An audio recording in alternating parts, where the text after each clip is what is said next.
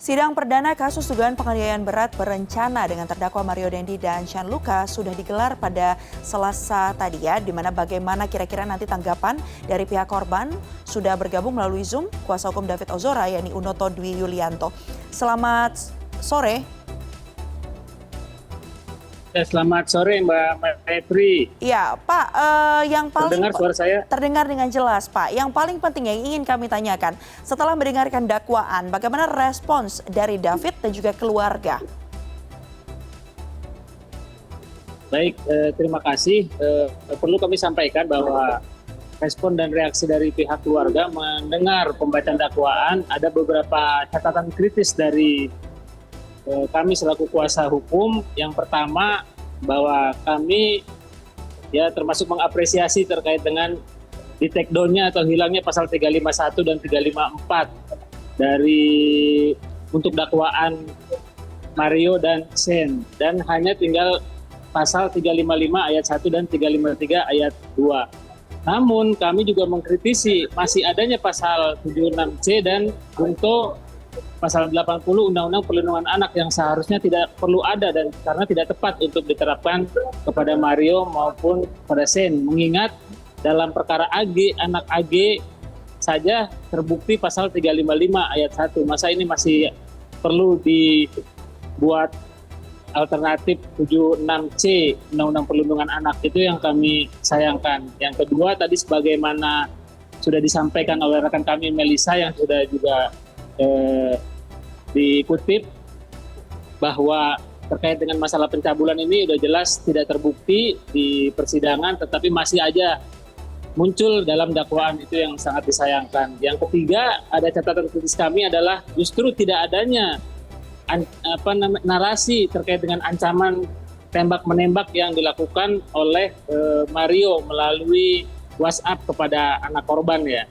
Sehingga motif dan lain sebagainya justru tidak tergali lebih dalam, melainkan motif yang seharusnya tidak perlu ada mengenai pencabulan atau persetubuhan justru masih dimunculkan oleh jaksa penuntut umum. Itu yang sangat kami sayangkan. Begitu Mbak. Baik, Pak Unoto tadi juga hadir ayah dari korban yaitu Pak Jonathan Latumahina juga hadir di Pengadilan Negeri Jakarta Selatan. Apa kemudian tadi yang disampaikan ketika detik-detik dibacakan ya dakwaan terhadap Mario Dendi maupun Shane Lucas? Ya betul, tadi orang tua korban sempat hadir dan sempat berkomentar melihat persidangan di perkaranya Mario ya, mengenai Jakarta Selatan begitu. Mungkin juga sempat dikutip sama teman-teman media lah. Ya, setelah tadi mendengarkan pembacaan dakwaan, ada arahan khusus tidak dari pihak keluarga dalam hal ini ayah dari korban begitu terhadap tim kuasa hukum? Kalau arahan secara khusus tidak ada, hanya memang orang tua korban dalam ini Bang Jo menyampaikan tadi setelah persidangan dakwaan untuk perkara Mario dan Shane bahwa orang tua korban menyampaikan kondisi terkini dari David begitu. Nah, sampai hari ini masih belum pulih sepenuhnya dan kita mengkritisi jika ada ahli-ahli atau pakar-pakar hukum yang mengomentari berkaitan dengan ini luka ringan atau tidak berat dan lain sebagainya. Karena yang berhak mengomentari itu justru menurut orang tua adalah dokter. Karena yang mempunyai spesifikasi khusus, ini luka berat atau ringan. Karena siapa yang mau bilang berat kalau ada tendangan free kick begitu? Masa disebut luka ringan begitu kan, di kepala lagi, organ yang sangat vital. Tentu logika akal sehat ini yang disampaikan oleh orang tua korban bahwa jangan sampai merusak logika kita lah. Ada tendangan-tendangan yang luar biasa sadis tapi dianggap bukan penganiayaan berat Baik, Begitu. mengenai hal tersebut, memang tadi pihak dari kuasa hukum Mario Dandi sudah menyatakan bahwa kliennya tidak akan menggunakan hak untuk mengajukan eksepsi. Karena Mario Dandi sudah mengakui bahwa memang sudah melakukan penganiayaan terhadap David Ozora. Tapi dalam hal ini, mereka menyatakan bahwa akan berusaha untuk membuktikan tidak adanya unsur berencana. Nah, ini memang dinilai kontradiktif ya, karena sebelumnya tadi sudah diungkap oleh tim kuasa hukum ada telepon sebelumnya ancaman terkait dengan tembak-menembak, kemudian juga Mario sempat mengungkapkan begitu dalam dakwaan terucap akan berlaku seolah main bola dengan mengincar kepala David Ozora.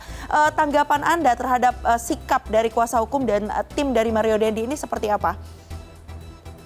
Ya, yang pertama terkait dengan tidak diajukannya eksepsi, itu kan kalau komentar dari kami, eksepsi hanya menguji legal formil ya. Nah, ketika kuasa hukum Mario tidak mengajukan eksepsi, berarti mereka tidak menggunakan haknya untuk menguji formil. Artinya secara formil proses penyidikan ini sudah benar, sudah sah secara hukum. Tinggal aspek material. Nah, terkait dengan aspek material ini yang tadi disampaikan oleh Baik Maifri bahwa kuasa hukum dari Mario akan membuktikan tidak adanya rencana, ya silakan saja. Tapi ini kan sudah menjadi konsumsi publik bahwa ada isu atau fitnah atau dugaan adanya pencabulan atau persetubuhan yang disebut tanggal 17 kejadiannya, kemudian tanggal 30 mengkonfirmasi 30 Januari, kemudian tanggal 20 Februari baru melakukan eksekusi. Itu kan ada jeda waktu yang cukup panjang. Nah, itu yang pertama dari jeda waktu. Yang kedua, dari komunikasi. Jadi si Mario ini sempat menghubungi Darren, temennya, untuk menemani dia mau melakukan penganiayaan, tapi ternyata tidak berkenan. Kemudian menghubungi Ariel, juga tidak berkenan. Yang terakhir ya menghubungi saudara Saint Lucas ini, dan kebetulan Saint Lucas juga mau. Nah, artinya dari situ masa akal sehat kita saja sudah bisa mengatakan adanya rencana gitu, adanya niatan. Nah, menurut kami justru unsur adanya rencana ini sangat mudah untuk dibuktikan oleh jaksa penuntut umum. Terlebih ada dukungan atau ada putusan berupa putusan dalam perkara anak berkonflik hukum AG yang sudah dinyatakan bersalah meskipun belum inkrah ya karena masih dalam proses kasasi, tapi di PN dan di Pengadilan Tinggi sudah dinyatakan terbukti pasal 355 ayat 1 begitu. Baik, Bang Unoto, kita sama-sama tahu tadi sidangnya digelar memang secara terbuka, namun audio ini tidak bisa disaksikan secara langsung atau didengarkan secara langsung. Ada beberapa poin-poin yang mungkin terjadi di dalam sidang. Selain yang tadi Anda ungkapkan, poin-poin mana lagi yang menjadi sorotan bagi pihak keluarga dan juga kuasa hukum David Ozora yang dinilai memang justru merugikan pihak korban?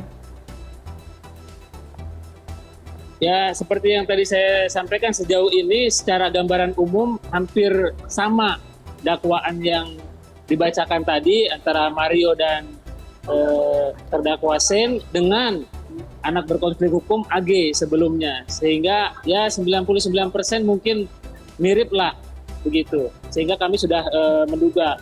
Yang kurang ya itu tadi, kami berharap dari fakta-fakta yang ada di sidang AG bisa diambil oleh jaksa penuntut umum sehingga ada tambahan narasi untuk lebih lengkap dalam dakwaan itu terkait dengan adanya ancaman mengenai tembak-menembak yang dilakukan oleh terdakwa Mario. Baik. Dan itu dilakukan ada 3 kali bukti chatnya. Sayangnya itu tidak muncul dalam dakwaan. Itu saja yang kami kritisi. Ya, sidang perdana sudah digelar, nantinya akan bergulir lagi sidang-sidang lanjutan. Kira-kira siapa-siapa saja yang nanti mungkin akan dihadirkan sebagai saksi kunci untuk kemudian membuktikan bahwa adanya unsur penganiayaan berat berencana, siapa yang nanti akan dihadirkan dari pihak korban ini yang akan makin memperberat mungkin dakwaannya dari terdakwa? Mungkin kalau dari pihak keluarga, dari orang tuanya dan juga pamannya sebagai pelapor di Polsek perkara awal kemudian ditarik di Polda, Yang kami duga juga saksi kuncinya adalah saksi mahkota, para pelaku akan saling bersaksi. Kemudian juga ada Ibu N beserta suaminya yang ada di TKP serta security di komplek pada saat kejadian. Itu mungkin yang saksi-saksi kuncinya ya. Baik, kita nanti akan tunggu perkembangannya seperti apa Bang Unoto. Sebelum kita mengakhiri dialog pada hari ini, kondisi terakhir dari korban David Ozora ini seperti apa? Ya, kondisi terakhir alhamdulillah David Ozora sudah bisa berjalan, hanya durasi atau endurance-nya hanya kurang lebih sekitar 5-6 menit, kemudian jatuh begitu. Jadi nggak bisa berjalan lebih lama. Yang kedua, kakinya terjadi fraksi atau retak, sehingga harus dipasang pen. Kemudian beliau juga belum bisa mandi sendiri, belum bisa pakai celana sendiri, harus membungkuk. Dan ini kondisi-kondisi yang seperti ini, saya pikir harus menjadi perhatian semua pihak. Jangan lagi ada narasi-narasi, oh ini udah bisa bersekolah, sudah bisa berjalan, maka bukan luka berat, luka ringan, dan lain sebagainya. Saya pikir itu penyesatan publik ya. Ya, begitu, kemampuan komunikasinya seperti apa Bang Unoto? Karena terakhir kita tahu bahwa pihak keluarga ayahnya menyatakan sempat mengalami amnesia juga. Nah, kondisinya saat ini seperti apa Bang? Ya, terkait dengan pola komunikasi, kalau mungkin bisa saya jabarkan secara singkat, yang dulunya David ini sikapnya sopan santun, komunikasi masih sewajarnya anak remaja, sekarang sudah berbeda hampir 180 derajat. Ke orang tuanya yang biasanya manggil bapak, manggilnya mas, begitu. Bahkan ke bapaknya sendiri. Ke orang lain juga begitu, lu gua ke yang lebih tua ya. Sehingga komunikasinya ini masih belum sehat begitu. Baik, artinya dia juga tidak mengingat dengan jelas ya apa yang terjadi. Itu yang pertama. Yang kedua, seperti yang tadi Mbak bilang, ada memori yang terputus. Dia hanya ingat untuk yang jangka pendek begitu. Untuk jangka panjang, kemarin ketemu siapa, 2 hari lalu ketemu siapa, dia udah lupa itu.